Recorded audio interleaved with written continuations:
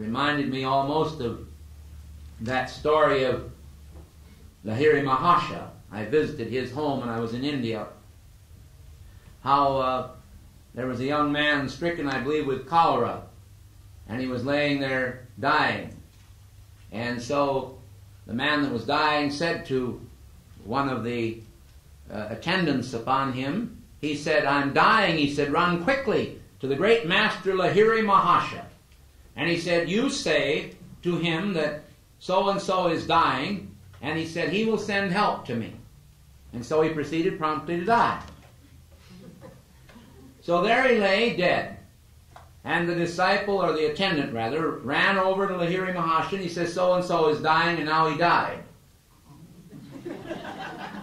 And so Lahiri said, well, he said, "Let's take a little bottle of oil," and he said, "You go over there and sprinkle 7 drops on his tongue." And he said, "Surely," he says, "the power of this oil will foil the power of Yama." Yama being death. So the man goes over with fear and trembling. He sprinkles 1 drop of oil, and then a 2nd drop, a 3rd, a 4th, and a 5th, and nothing happened.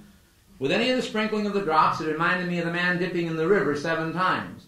And the 7th time, the drop came down. Suddenly his tongue began to vibrate, and his body began to shake, and he sat up perfectly well, restored from the dead. And then he said, "As you dropped this oil on my tongue," he said, "I beheld a vision of the Master appearing to me in a great ball of light.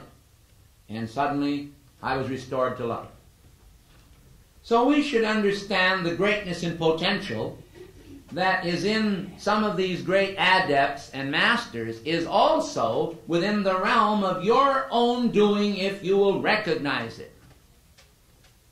And I'm not criticizing you for 1 minute when I say you don't. I'm just saying that I know people don't. I'm not applying it specifically to anybody. I just know it happens on the planet.